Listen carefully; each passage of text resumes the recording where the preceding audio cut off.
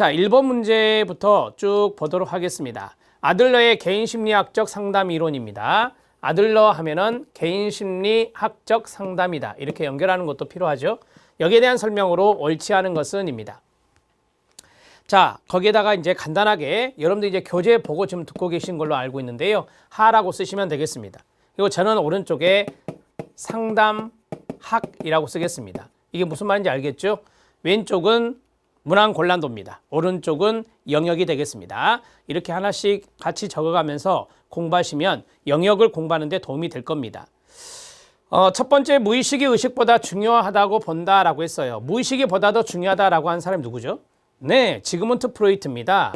지그문트 프로이트예요. 무의식을 강조했던 사람은. 그래서 무의식이 의식보다 중요하다고 본다라고 하는 것은 정신분석, 정신욕동 상담에 해당된다. 이렇게 보시면 되겠네요. 1번이 잘못됐네요. 답을 찾기가 쉬워서 합니다. 인간을 목적론적 존재로 봅니다. 아들러의 이론을 간단하게 말씀드리면 아들러는 열등감에 대한 보상으로 우월성을 추구한다라고 하는데 그 우월성이 바로 인간의 목적이 되는 거예요. 그래서 그 목적을 지향하는 존재, 목적론적 존재다. 이렇게 정리하시면 됩니다. 내담자가 사회적 관심을 갖도록 돕는다라고 했어요. 지금 제가 밑줄 친 게 아들러가 말한 개념이에요. 사회적 관심은 말 그대로 사회에 공헌하고자 하는 성향이 인간에게 있다는 거예요. 이러한 사회적 관심이 높은 사람일수록 사회적 유용령이라고 하는 생활 양식을 갖게 되죠.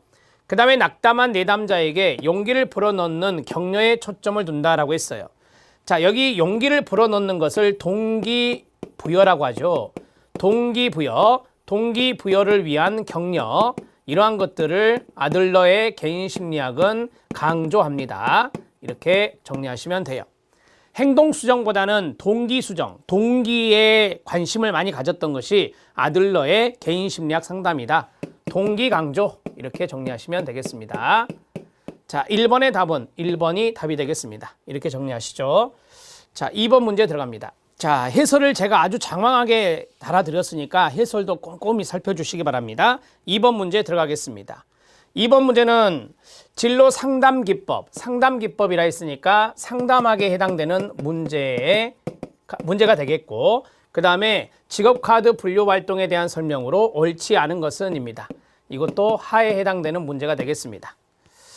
직업카드 분류는 이제 직업카드에 여러 개의 직업카드가 있는데 거기에서 이제 선호하는 것, 선호하지 않는 것, 의심스러운 것, 이러한 순서대로 카드를 분류하는 거예요. 그래서 카드를 분류하는 것은 표준화된 도구가 아니고 비표준화된 질적인 방법이에요. 카드를 분류하는 작업이니까. 그래서 직업카드 분류 활동은 질적인 방법이다라고 보시면 되고요.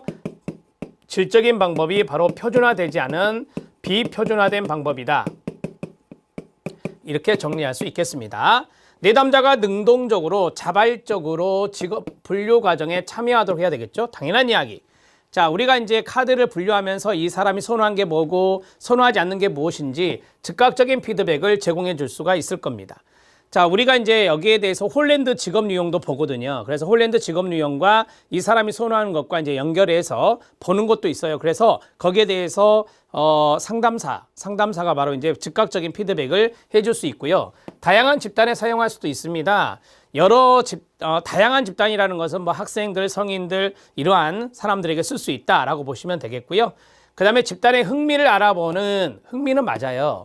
선호도를 보는 거니까 어떤 직업적인 부분의 선호도를 보는 거니까 흥미는 맞지만 표준화된 검사 도구가 아니다. 이렇게 보시면 되겠죠. 그래서 4번이 답이 됩니다. 2번 문제도 그리 어렵지 않은 거였어요. 직업카드 분류 방법은 시험에 잘 등장해요. 꼭 알아두시기 바랍니다.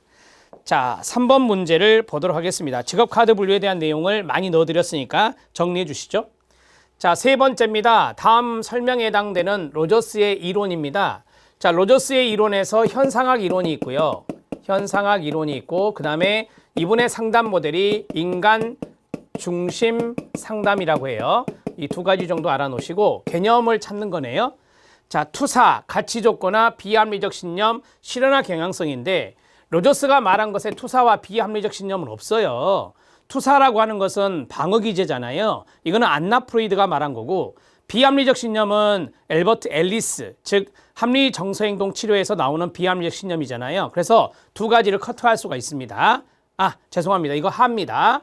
이것도 하에 해당된다라고 보시면 되겠고, 그러면 가치의 조건화와 실현화 경향성 두 가지 중에 하나가 답이 되겠는데, 타인의 인정을 받기 위해 인간은 타인으로부터 긍정적인 존중을 받고자 하는 욕구가 있대요. 그게 바로 타인의 인정을 받기 위해 긍정적인 평가를 받을 수 있는 자신의 강점, 생각, 행동은 표현하되 부정적인 평가를 받을 수 있는 것은 뭐한다? 억압하는 행동 경향성이다 라고 했어요. 자, 이런 것들이 일종의 조건화입니다. 조건화. 어떤 것은 표현하되 어떤 평가를 받을 것 같다 그러면 안 한다는 거잖아요. 이런 것들이 바로 이제 조건화입니다. 평가에 의해서 조건화가 되는 거예요. 그래서 이걸 가치 조건화다 이렇게 정리하시면 되겠습니다. 자, 우리가 이제 여기에서 가장 중요한 단어가 평가라는 단어예요. 평가라는 단어 알아놓으시면 되고요. 우리가 이제 다른 사람으로부터 인정을 받고자 해요. 그러면 긍정적인 평가를 받아야 되잖아요. 그러면 긍정적인 평가를 받을 수 있는 자신이 가지고 있는 것은 표현을 해야 되겠죠.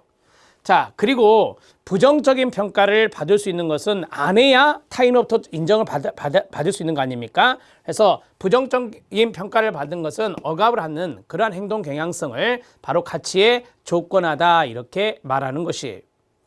자, 만약에 제가 이걸 하면 부모님이 싫어할 것 같아요. 그러면 그걸 안 해버린다는 거죠. 왜? 부모님한테 긍정적인 존중을 받고 싶으니까. 이런 것들이 부모에게 인정받고 싶은 것이 조건화가 된 거예요. 그래서 이걸 가치의 조건화라 말한다. 꼭 알아놓으셔야 됩니다. 그 다음에 실현화 경향성은 뭐냐면 이건 자아실현 경향성이에요. 인간은 자아실현 경향성을 타고났다. 선천적으로 타고났다라고 해요. 이런 것들을 자아실현 경향성이라고 말해요. 답은 2번입니다. 답을 찾기가 쉬웠어요. 자아실현 경향성은 당연히 아니거든요. 그래서 2번이 답이 됩니다. 이것도 상담하게 되겠습니다. 상담학 문제가 좀 앞에 있었어요. 4번 문제 들어가도록 하겠습니다. 이 4번 문제는 제가 좀 깜짝 놀란 게 직업상담사 2급 자격시험하고 똑같아요. 똑같이 나온 건데 특성요인 진로상담 이론 하면 이것도 그러면 상담학이겠네요. 그렇죠? 상담학이고 그 다음에 이것도 하에 해당됩니다. 암기하면 되거든요. 암기법이 있어요. 특성요인 진로상담 이론을 적용한 사람이 윌리엄슨입니다. 6단계 상담 과정을 순서대로 바르게 연결한 것은입니다. 자, 암기법은 분, 종, 진, 애, 상, 추입니다.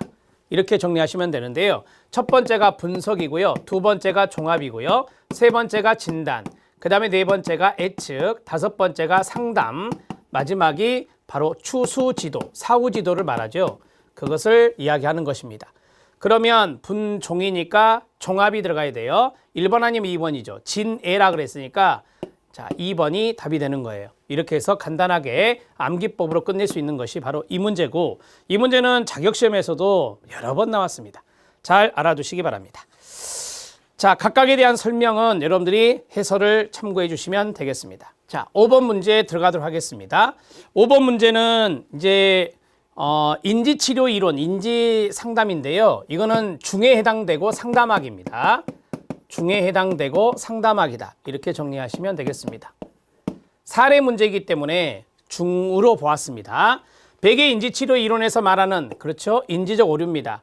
자, 아론 백이 이야기했던 것이 인지적 오류예요. 이게 바로 문제의 원인이라 하거든요. 그러면 이 사례를 바르게 제시한 것은입니다. 개인화, 긍정격화, 그 다음에 과일반화, 이분법적 사고입니다. 자, 오른쪽은 다 사례입니다. 내 제안에 동의하는 사람은 내 편이야. 나머지는 다 적이야. 내 편 아니면 적이네요. 이게 이분법적 사고라고 합니다. 이분법적 사고 이렇게 정리하시면 되겠습니다. 1번 탈락. 자, 2번입니다. 나를 보고도 인사하지 않은 A는 날 싫어하는 게 분명해. 날 보고 인사하지 않았으니까 저 사람은 나를 싫어하는 사람이 분명해 라고 하는 거예요. 이거는 자기의 어떤 짐작이잖아요. 그래서 이런 것들은 충분한 근거가 없어요. 싫어한다는 근거가 없어요. 충분한 근거는 아니에요. 따라서 임의적 추론이다 말할 수 있어요. 임의적 추론이다 이렇게 정리할 수 있습니다. 긍정격화 아니에요.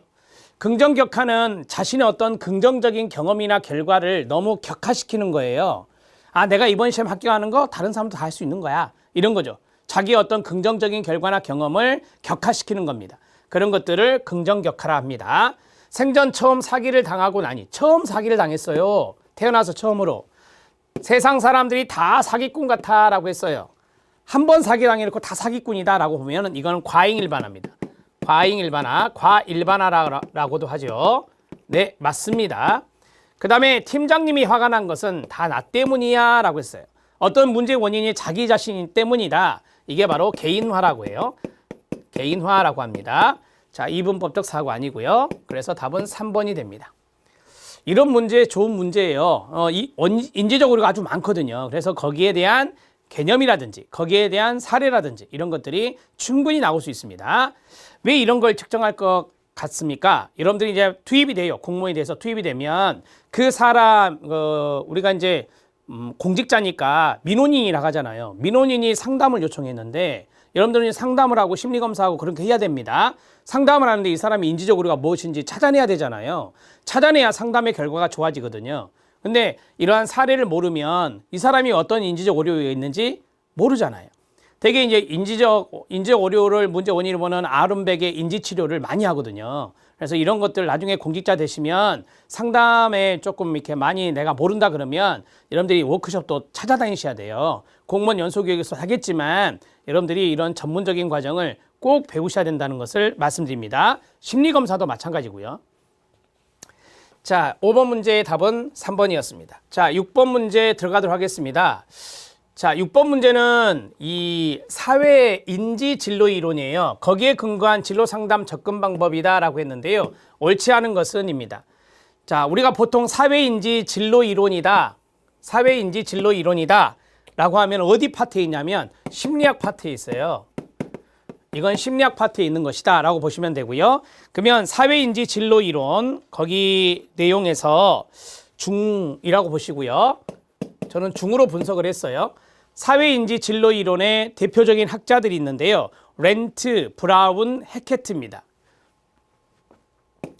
브라운과 해케트 정도만 아시면 될 것 같아요. 자, 옳지 않은 것 찾아보도록 하겠습니다.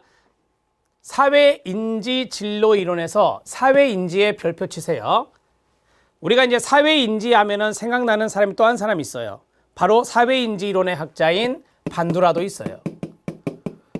자, 이런 사람들이 이제 사회인지 진로 이론에 해당되는 사람이에요. 그러면 사회인지 진로 이론에서 강조하는 단어들이 있어요. 첫 번째, 내담자가 어떤 영역에, 이게 중요한 거예요. 자기 요능감을 가지고 있는지 탐색해 본다라고 했어요. 사회인지 진로 이론의 키워드 중에 키워드가 바로 자기 요능감이에요. 꼭 알아놓으시고, 그 다음에 우연히 발생한 일이 진로에 긍정적으로 작용하는 계획된 우연이라는 게 있어요. 계획된 우연, 이런 것을 탐색한다라고 했는데요. 이런 계획된 우연이 바로 진로에 영향을 미치더라, 긍정적으로. 이걸 말한 사람은 크롬볼츠예요. 크롬볼츠는 사회학습 이론의 학자입니다. 크롬볼츠는 사회학습 이론의 학자예요. 그러면 2번이 잘못됐잖아요. 2번은 바로 사회인지 진로 이론과 상관이 없고 사회학습 이론에 해당되는 거니까. 내담자가 자신의 진로 선택에 대해서 어떤 결과, 이게 결과 기대라고 하거든요. 이 두 단어가 중요한 거예요. 결과를 기대하고 있는지 확인해 본다라고 했어요. 여기서 중요한 것은 결과 기대입니다. 결과 기대. 이렇게 정리하시면 돼요. 자, 세 번째, 내담자의 진로 선택에 영향을 주는 가로 진로 장벽을 탐색하고 극복 방안을 논의한다라고 했어요. 자, 진로 선택에 영향을 주는 진로 장벽이 있겠죠. 그 진로 장벽에 바로 환경적인 요인도 있을 겁니다. 그렇죠? 환경적인 요인이 있을 거다. 이런 환경적인 요인을 강조해요. 그게 바로 사회인지 진로 이론이에요. 사회인지 진로 이론에 반두라가 이야기했던 것이 있어요. 이게 바로 삼축 호혜성 모형이에요. 삼축 호혜성 모형인데, 삼축 호혜성 모형은 뭐냐? 인간이 있고, 그 다음에 환경이 있고, 그 다음에 행동이 있다. 이 세 가지 요소가 서로 무슨 작용한다? 상호작용한다. 이렇게 이야기한 게 삼축 호혜성이에요. 그러면 자, 내담자가 인간이에요. 그 다음에 진로 선택에 영향을 주는 거. 진로 선택이 바로 행동이에요.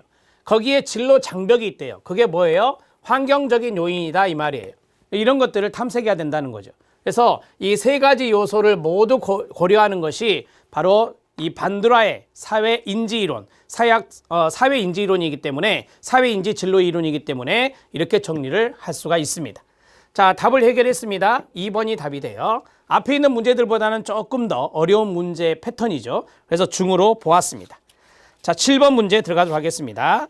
7번 문제는 상입니다. 자, 7번 문제는 상인데요.